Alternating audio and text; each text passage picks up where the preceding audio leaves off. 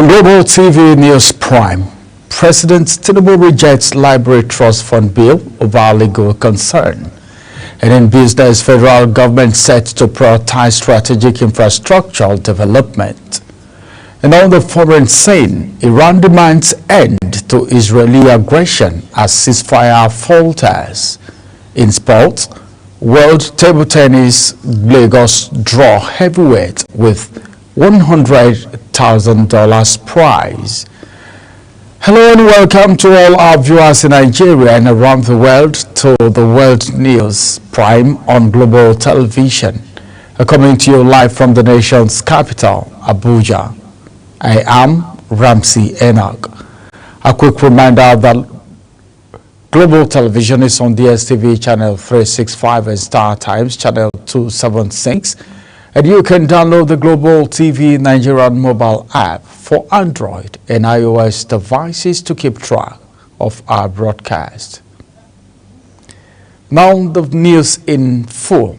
President Bola Tinubu has withheld his assent to the National Assembly Library Trust Fund Establishment Amendment Bill of 2025, citing legal and financial concern. In a letter to the Speaker of the House of Representatives, Tajuddin Abbas, Tinubu said the bill, though well-intentioned, contains provisions that conflict with existing federal laws and government policy. He raised issues with the proposed funding system, taxation of federal entities, public service remuneration, and age and service limits, warning that the signing of the bill, its current form, could set a problematic legal precedent.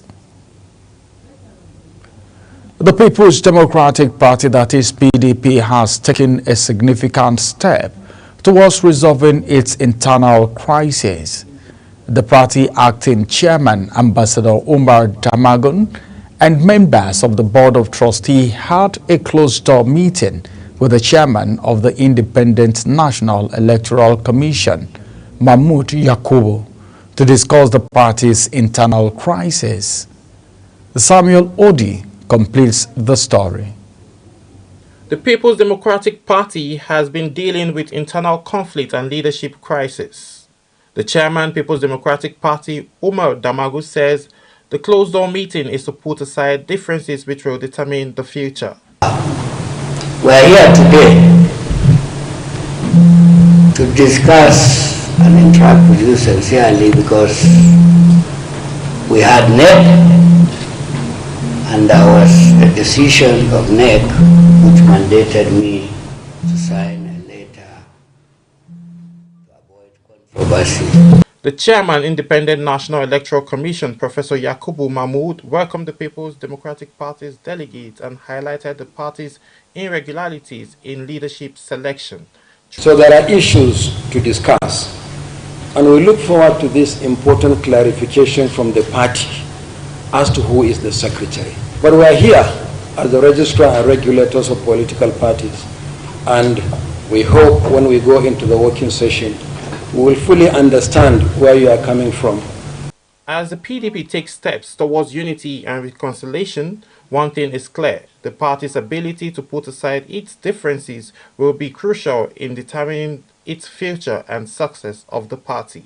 Samuel Odi for Global Television News. The Human Rights Writers Association of Nigeria, Horiwa, has called on President Bola Tinubu and the Attorney General of the Federation to act swiftly in enforcing the rule of law in Osun State. The group also commend what it described as the illegal occupation of local government secretariat by APC loyalists. Hosanna Okafor completes the story. The Human Rights Writers Association of Nigeria, Horiwa, sounded the alarm over what it calls a breakdown of constitutional order in Osun State. The group demands that President Tinubu and the Attorney General of the Federation direct security agencies, particularly the Nigeria Police Force, to expel individuals loyal to All Progressives Congress who are reportedly occupying local government offices in defiance of a court ruling. The Attorney General of the Federation, as the Chief Law Officer of the country, must now act decisively in the interest of justice and we respect Mr. Prince Fabimi as a principled legal practitioner, a very senior one at that. He must demonstrate leadership by issuing clear directive for the immediate enforcement of the court's ruling. The association expressed concern that despite the ruling, police officers continue to protect those illegally occupying the secretariats, commending the Attorney General of Osun State, Wole Jimmy Bada, for standing firm while beckoning on the federal government to restore democratic order across all 30 local councils in the state. We're calling on the Attorney General of the Federation to advise the IG of Police, Dr. Kayode Ebotoku, to immediately withdraw all police personnel guarding the illegal occupation of the council and ensure that the duly elected PDP officials regain access to their offices. Huriwa vows to sustain its advocacy until justice is done and the PDP officials regain access to their offices. Hosanna Okorafo reporting for Global TV News. The Ogun State Governor Dagbo Abiodun announced a 2 billion naira intervention fund for various infrastructural development at the state-owned Moshood Abiola Polytechnic, Ojere Abe Okuta. Abiodun made this announcement while speaking during the 15th combined convocation of the Polytechnic, covering 9 academic sessions from 2016 to 2024. The governor also announced a cash award of 2.5 million naira for each of the best graduating students from the 2015-2016 to 2023-24 academic session. Governor Hope Uzodinma has presented the 2025 State of the State Address at the Imo State House of Assembly, outlining key achievements and setting fresh targets for his second term. The session drew lawmakers, top officials, traditional rulers, and stakeholders from across the state. The Vice President of Brazil, Geraldo Alckmin, and his wife, Maria Alckmin, arrived in Nigeria for the commencement of the second session of the Nigeria-Brazil Strategic Dialogue Mechanism. On arrival at the presidential wing of Nnamdi Azikiwe International Airport, the delegation was received by the Deputy Chief of Staff to the President, Senator Ibrahim Hadija, and Minister of Industry, Trade and Investment, Dr. Jumoke Oduole. Other government officials that received the delegation are the Minister of Livestock Development, Idi Meha, Minister of Agriculture and Food Security, Senator Abubakar Kari, among others. The Academic Staff Union of Universities, Reverend Father Moses Osho Adasu University, Makurdi, Benue State, has called for immediate humanitarian support and implementation of effective resettlement programs to aid the safe return of the displaced persons from all communities attacked by suspected armed headers in the state. This is contained in a statement issued by Ali Sule Ako and Daniel Chile, the union's chairperson and secretary, respectively, and made available to journalists. The union condemned the recent attack on the people of Yelwata in Guma local government area of the state. The federal government has assured citizens, residents and visitors of Abuja's safety, addressing concern raised by a recent U.S. Embassy security advisory restricting non-official travel by its staff and families to military and government facilities within the Federal Capital Territory, FCT. Minister of Information and National Orientation, Mohammed Idris, acknowledged the advisory in a statement yesterday, but emphasized that Abuja remains safe. Idris highlighted the proactive measure undertaken by Nigerian security agencies to ensure the safety of the FCT. About 1.3 million people die from second-hand smoke every year, with 79 countries have implemented comprehensive smoke-free laws. A World Health Organization report on the global tobacco epidemic 2025 released at the World Conference on Tobacco Control in Dublin warned that action is needed to maintain and accelerate progress in tobacco control as rising industry interference challenges tobacco policy and control efforts. The report focuses on the 6 proven WHO empowered tobacco control measures to reduce tobacco use, which claim over 7 million lives a year. An unspecified number of school infrastructures and staff quarters have reportedly been destroyed due to rainstorm in the Fontara local government area of Katsina State. This is contained in a statement issued by the Public Relations Officer of the Ministry, Sani Danjuma Suleiman. The statement noted that the State Commissioner for Basic and Secondary Education, Zainab Musawa, was saddened by the devastating damage caused by the rainstorm. You're watching the live broadcast of News Prime. When News Prime returns, the federal government set to prioritize strategic infrastructure development.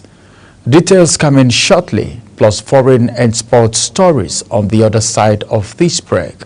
Stay with us.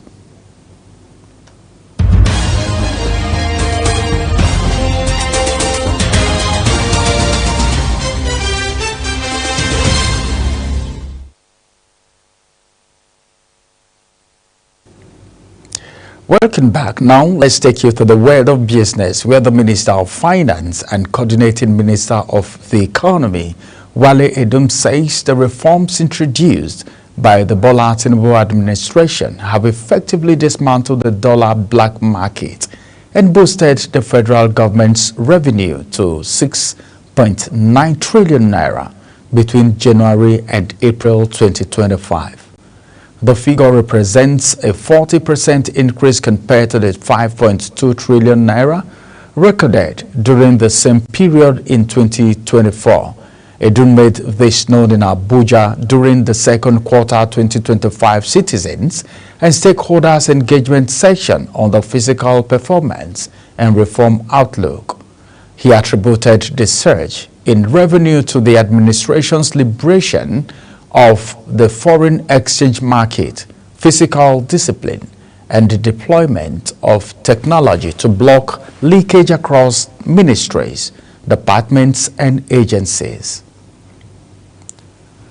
Federal government says it has prioritized strategic infrastructure development, energy transition, environmental sustainability, and inclusive economic growth. The Secretary to the Government of the Federation, George Akume, was represented by the Permanent Secretary, Political and Economic Affairs, Gagare Nadungu, who made this known at the Stakeholders Engagement on Africa Infrastructure and Climate Change Summit 2025 in Abuja. Global Television correspondent has the details.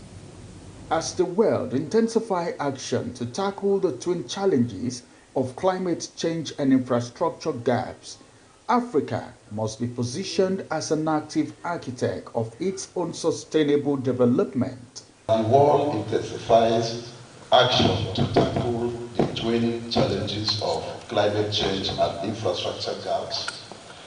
Africa must be positioned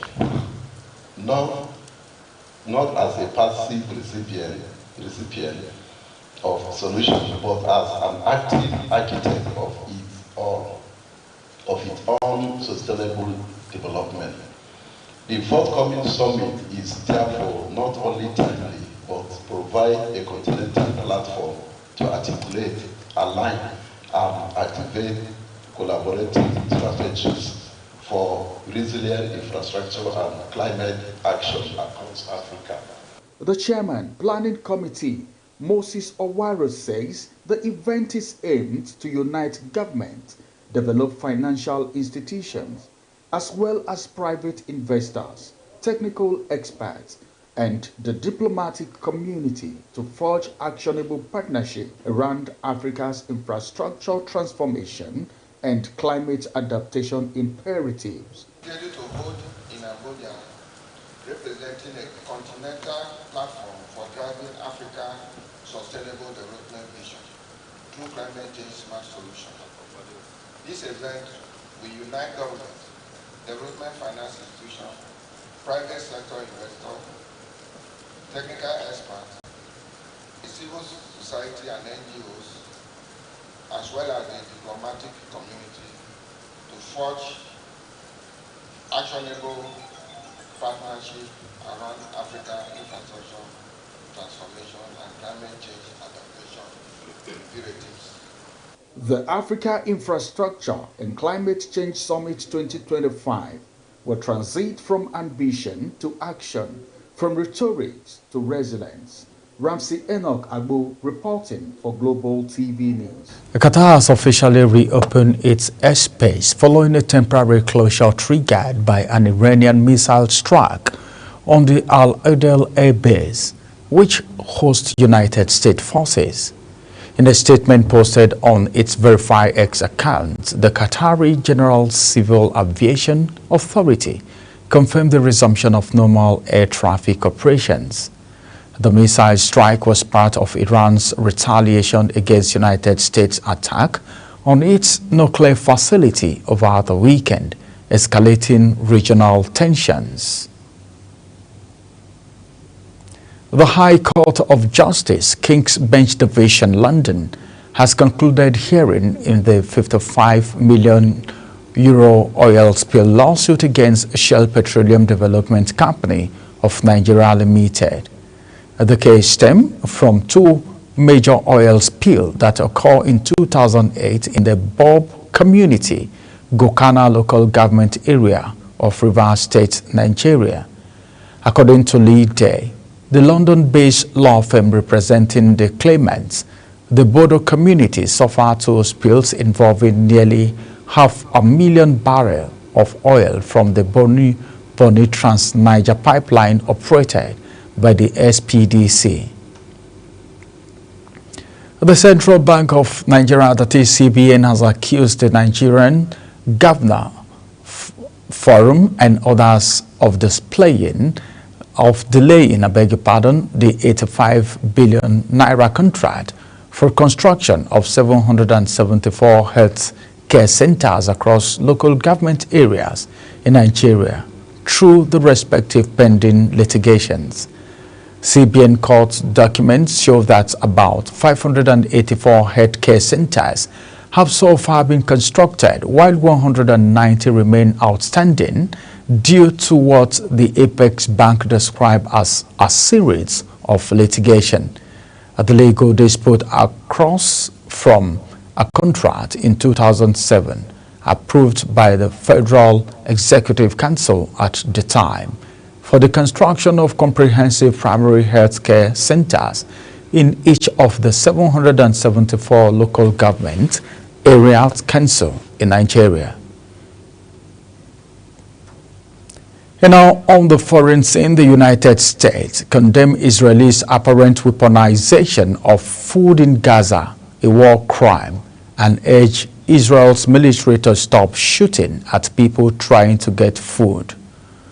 The U.S. and Israel-backed Gaza Humanitarian Foundation began food distribution operations in Gaza on May 26 after Israel completely cut off supply into the occupied Palestinian territory for more than 2 months, sparking warnings of mass famine. The United Nations said in May that 100% of the population of the besieged territory were at risk of famine.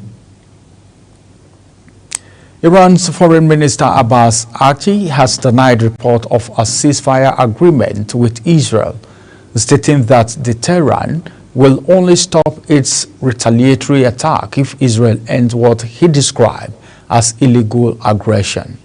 Posting on his verified X account, Arachi refuted United States President Donald Trump's earlier claim that both countries had agreed to truce to end the ongoing 12-day conflict. So far, Israel has not made any public statement regarding the ceasefire claims. Iran said that at least 610 civilians have been killed and more than 4,700 wounded in the Islamic Republic since the start of the war with Israel on June 13. Those killed in the Israel strike include 13 children, and youngest of whom was 2 months old. The ministry said, as well as 5 doctors and rescue workers. The ministry also said 7 hospitals and 9 ambulances had been damaged in the Israeli attacks.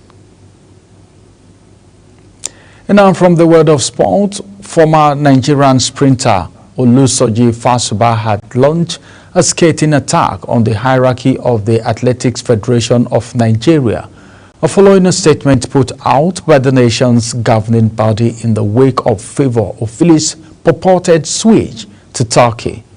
The 22-year-old Ofili was said to have advised the Athletic Integrity Unit of her frustration with the Athletic Federation of Nigeria, noting that her switch of allegiance was not financially motivated. The 2025 World Trade Tennis contender Lagos is set to attract some of the world's biggest table tennis stars when it serves off from July 22nd to 26th in Nigeria's commercial capital. Organizers announced an increased prize pool of $100,000 from $75,000 alongside a star-studded lineup for the tournament. This year's edition will feature Japan's world number 9, Hina Hayata, reigning African champion Hana Goda of Egypt, and France's fast-rising Piratika Pavade among headline names. As Global TV News Prime comes to an end, here is a look at the top stories. President Bola Tinubu has withheld his assent to the National Assembly Library Trust Fund Establishment Amendment Bill of 2025, citing legal and financial concerns. Then from the world of business, the Minister of Finance and Coordinating Minister of the Economy, Wale Edum, says the reform introduced by Bola Tinubu's administration have effectively dismantled the dollar black market and boosted the federal government's revenue to 6.9 trillion naira between January and April 2025. And on the foreign scene, Iran Foreign Minister Abbas Arachi has denied report of a ceasefire agreement with Israel, stating that Tehran will only stop its retaliatory attacks if Israel ends what he described as illegal aggression. And from the world of sport, the 2025 World Table Tennis contender Lagos is set to attract some of the world's biggest table tennis stars when it serves one off from July 22nd to 26th in Nigeria's commercial capital. That's it on Global TV News Prime. A quick reminder that Global TV is on DSTV channel 365 and Star Times channel 276. Kindly follow us across all social media platforms now showing on your screen using @Global TV NG. You can download the Global TV Nigerian app for Android and iOS devices to keep track of our broadcast. I am Ramsey Enoch Agbo. Thank you for watching.